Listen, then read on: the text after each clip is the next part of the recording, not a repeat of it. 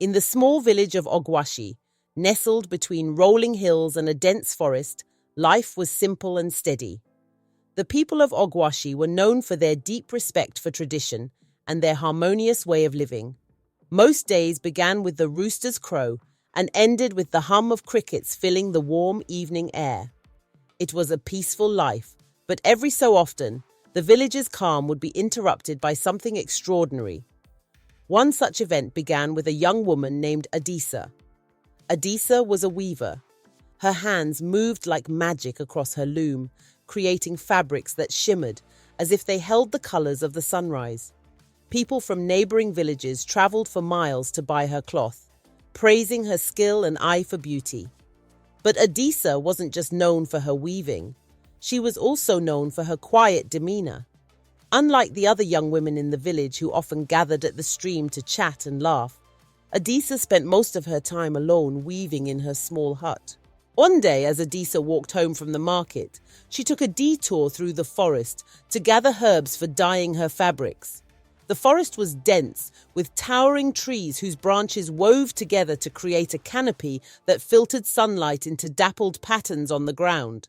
It was a place of mystery and caution. Villagers often spoke of spirits and strange happenings in the woods. Adisa had always respected these stories, but was not one to frighten easily.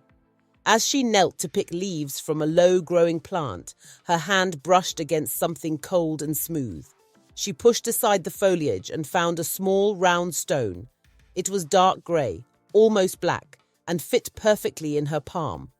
What caught her attention, however, was not its shape or colour, but the faint hum it seemed to emit.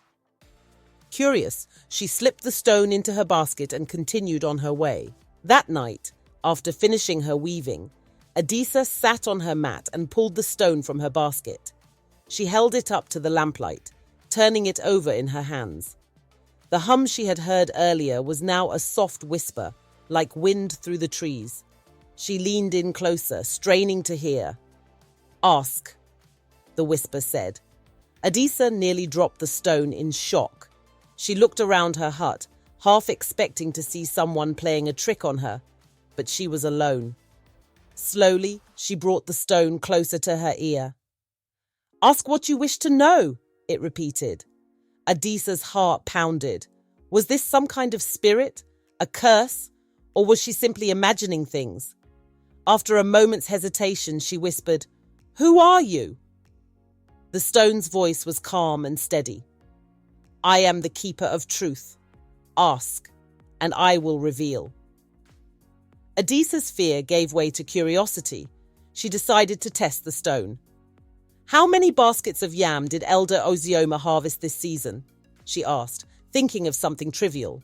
27, the stone replied. Adisa frowned. That couldn't be right. Everyone knew Elder Osioma's farm had been struggling. She set the stone aside and went to bed, deciding she had let her imagination run wild. The next day, as she walked through the market, she overheard two women talking. "Did you hear?" one said. "Elder Ozioma harvested 27 baskets of yam this year. He's giving thanks at the shrine tomorrow." Adisa stopped in her tracks. 27? How could the stone have known?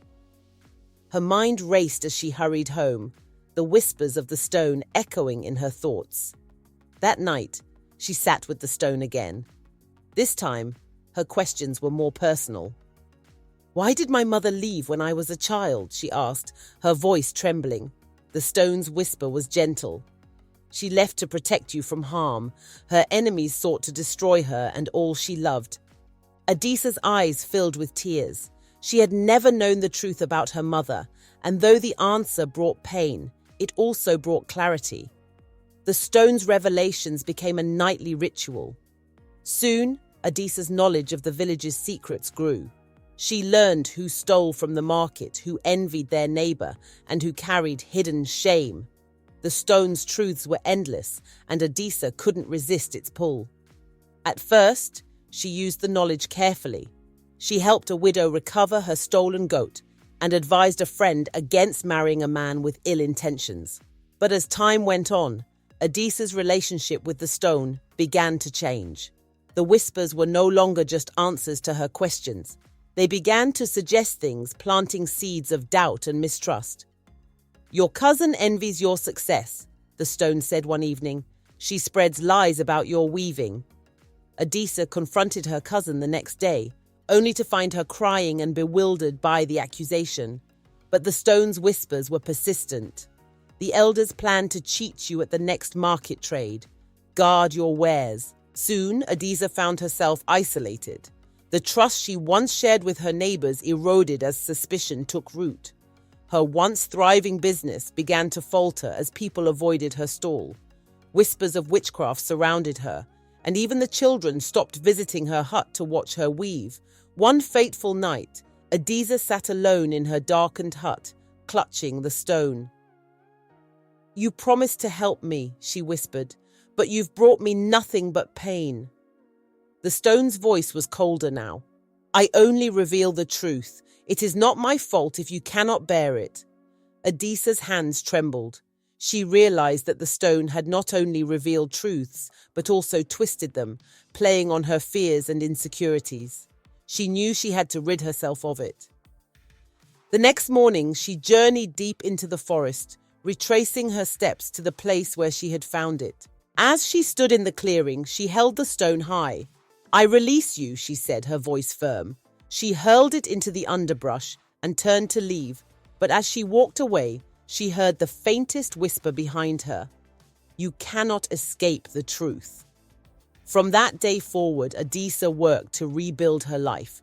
She mended relationships with her neighbors and focused on her craft. Though the memory of the stone lingered, she chose to rely on her own wisdom and intuition. The village of Ogwashi eventually forgot the strange rumors about her, but Adisa never forgot the lessons she learned. That truth, though powerful, must be handled with care, and that some secrets are better left undiscovered.